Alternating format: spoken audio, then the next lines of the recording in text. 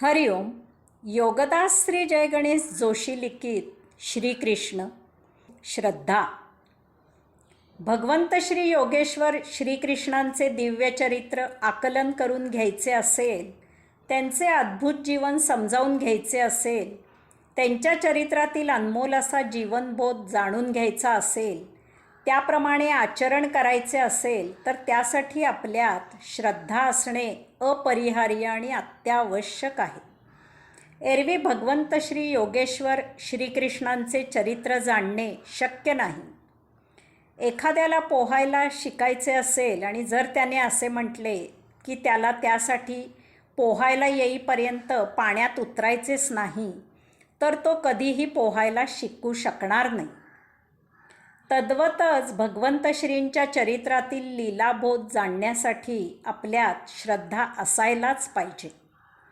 आपल्यात श्रद्धा नसेल तर भगवंत श्रींच्या जीवनातील कित्येक गोष्टी आणि घटना आपल्याला खोट्या वाटतील, अशक्य वाटतील. त्या भाकड जादूटोणा आहेत असे वाटेल. एवढे नव्हे तर भगवंत श्रींबद्दल गैरसमज निर्माण होईल. श्रद्धा नसताना जर एखाद्याने भगवंत श्रींचे चरित्र वाचले तर त्याला ते चरित्र समजणार नाही. त्याने जर असे म्हटले की मी चरित्र वाचले आणि ते मला समजले आहे, तर ते त्याचे समजणे म्हणजे एक भास असेल, त्याचे समजणे मिथ्या असेल. समजा पाण्यात न उतरता एखाद्याने जर जमिनीवर गादीवर पोहायची सवय केली आणि जर तो असं म्हणाला की मला आता पोहण्याची कला अवगत झाली, तर त्याचा तो गैरसमज असेल. तद्वतच भगवंत श्रींचे चरित्र त्यांच्यावरील, त्यांच्या चरित्रावरील आणि स्वतःवरील श्रद्धेशिवाय समजू शकणार नाही. आज 2015 साली श्री ज्ञानेश्वर माऊलींनी संजीवन समाधी घेऊन 750हून जास्त वर्ष झाली आहेत. त्यांनी चांगदेवांना सामोरे जाताना भिंत चालवली होती. महादेव पंतांचे लुळे झालेले पाय योगमायेने पुन्हा सशक्त केले होते. योगमायेने आपल्या पाठीवर तप्त उष्णता प्रज्वलित करून मुक्ताईला मांडे भाजू दिले होते. केवळ 21व्या वर्षी संजीवन समाधी घेतली होती.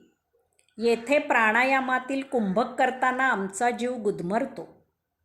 श्री माऊलींबद्दल हे सर्व चक्षुर्वय सत्यम त्यांच्या समकालीन संतांनी अभंग रचून जतन करून लिहून ठेवले आहे. या संतांवर का खोटेपणाचा आरोप करायचा? श्री माऊलींची श्री ज्ञानेश्वरी जितकी सत्य आहे तितकेच त्यांचे जीवनचरित्रही सत्य आहे. आज 2015 साली श्री शिवछत्रपती शिवरायांना 350 वर्ष होऊन गेली आहेत. श्री शिवछत्रपती शिवरायांनी मूठभर मावळ्यांच्या साह्याने अत्यंत तुटपुंजा शस्त्रसामग्रीने महाबलाढ्य आणि अतिक्रूर 1300 वर्ष राज्य करत असलेल्या अशा मोंगलांना टक्कर देऊन हिंदवी स्वराज्य स्थापन केले. महाराज अत्यंत अद्भुत, अनाकलनीय अशा गूढ प्रकारे आग्र्याहून सही सलामत सुटून आले. पन्हाळ्याच्या वेढातून सुखरूप निसटून गेले. कित्येक कोस पायी चालत येऊन त्या तशा थकल्या अवस्थेत गद्दार स्वजनांशी लढाई करून विशाळगडावर सुखरूप पोचले. महाराजांच्या वेळची परिस्थिती काय होती हे लक्षात घेतले की हे अशक्य शक्य कसे झाले असा प्रश्न पडतो. परंतु हे सर्व काही सत्य आहे, त्याचे पुरावे उपलब्ध आहेत. आज 2015 साली स्वामी विवेकानंदांना योगधामी जाऊन 100 वर्षे होऊन गेली आहेत. त्यांना परमात्मा आहे की नाही याची खात्री करून घ्यायची होती. त्यांनी तसे भगवान श्री रामकृष्ण परमहंसांना विचारले. भगवान श्री रामकृष्ण परमहंसांनी त्यांना परमात्म्याचे दर्शन घडविले. स्वामीजींनी अमेरिकेला निर्धन अवस्थेत कसे दिवस काढले, परिषदेचे वेळी त्यांचे काय हाल झाले आणि त्यावेळी भगवान श्री रामकृष्ण परमहंस गुप्तपणे त्यांच्या पाठीशी कसे उभे राहिले, हे सर्व इतिहासाला पुराव्यानिशी ज्ञात आहे. स्वामी विवेकानंदांसारखा बुद्धिनिष्ठ द्रष्टा हे सर्व मान्य करतो, हेही लक्षात घेण्यासारखे आहे. श्री ज्ञानेश्वर माऊली, श्री शिवछत्रपती शिवराय, स्वामी विवेकानंद यांची उदाहरणे अशासाठी सांगितली की त्यांनी अत्यंत प्रतिकूल परिस्थितीत जे काही केले ते आज 2015 साली जरी अशक्य वाटले तरीही ते त्रिवार सत्य आहे. त्यामुळेच या अशा विभूतींना परमात्म्याचे अंशात्मक अवतार मानले जाते. एरवी सर्वसामान्य मनुष्याला हे अशक्य आहे. या विभूती परमात्म्याच्या अंशात्मक अवतारी विभूती होत्या आणि त्यामुळेच त्यांनी आज अशक्य वाटणारे त्यावेळी शक्य करून धर्मजागृतीचे, धर्मस्थापनेचे, धर्मप्रसाराचे कार्य केले. आज आपण श्रद्धेने त्याचा स्वीकार करायचा आहे. अशा अवतारींचा जन्म तसाच अद्भुत होत असतो. तो सर्वसामान्य जनांसारखा होत नसतो. ते या पृथ्वीवर प्रगट होणे असते, ते त्यांचे ते येत असतात आणि जात असतात. त्याचा मानवी कालगणनेशी सुतरामही संबंध नसतो. त्याबद्दल तर्कटे लढवू नयेत. त्यांच्या जन्माची तारीख आणि वेळ ठरवू नये आणि त्यावर वाद तर मुळीच घालू नये. हे महात्मे कालातीत असतात. भगवंत श्री योगेश्वर श्रीकृष्ण हे पूर्ण अवतारी होते. त्यांनी जे काही अवतार कार्य केले ते त्यांच्या चरित्रकारांनी काव्य रचून जतन करून लिहून ठेवले आहे. आपली तर्कटे चालवून ते चरित्र असत्य आणि खोटे ठरवायचा नसता करंटेपणाचा उद्योग आपण करायचा नाही. त्याचा श्रद्धेने स्वीकार करायचा. ज्यांची अशी श्रद्धा नसेल त्यांनी भगवंत श्रींचे चरित्र अभ्यासायला घ्यायचे नाही. ज्यांना पाण्यात उतरायचे नसेल त्यांनी पोहायला शिकायच्या फंदात पडायचे नाही. ते त्यांचे काम नाही. याचप्रमाणे हास्यास्पद विज्ञाननिष्ठ निष्कर्षही काढू नये.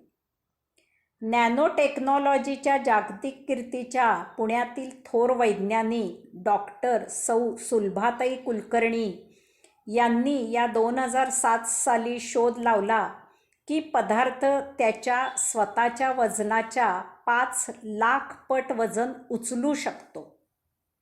झाले. आमचे अफलातून नगरीतील विज्ञाननिष्ठ डॉक्टर पाऊ म्हणाले की यात काय ते एवढे नाविन्य.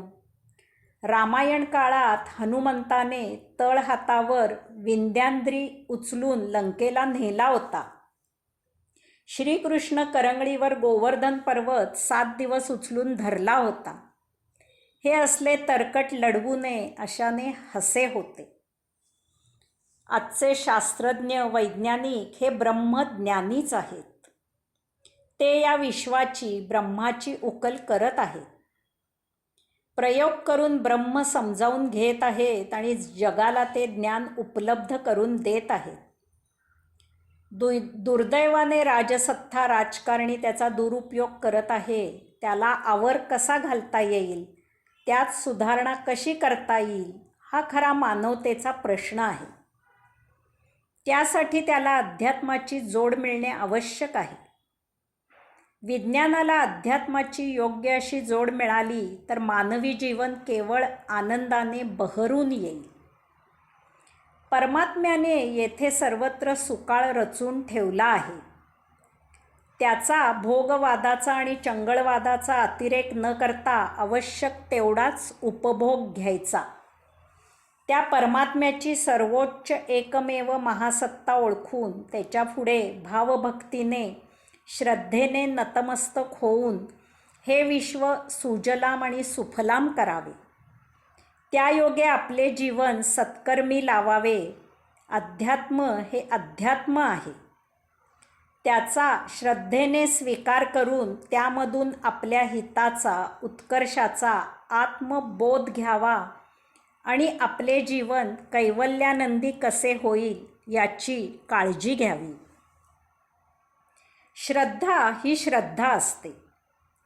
प्रत्येकाच्यात श्रद्धा स्थायी, मूलभूत, उपजत, स्वयंभूच असते. परंतु भौतिक वस्तू जगताच्या मोहामुळे आणि अहंकारामुळे तिच्या अस्तित्वाचा विसर होतो. स्वतःत असलेल्या श्रद्धेच्या अज्ञानामुळे जीव अश्रद्धा असल्यासारखा भासतो.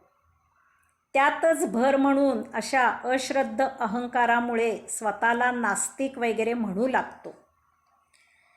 तेच विनाशाला कारणीभूत होते. श्रद्धा कमी जास्त तसेच अंध वगैरे नसते. स्वज्ञानामुळे श्रद्धा असते किंवा ती स्वज्ञानाच्या अभावामुळे अज्ञानामुळे नसल्यासारखी भासते. श्रद्धा ही भावभावना नाही, तो काही मनाचा खेळ नाही. ती प्रत्येकात स्वयंभू असतेच. तिच्या अस्तित्वाच्या जाणीवेचा ज्ञानाचा अभाव असू शकतो.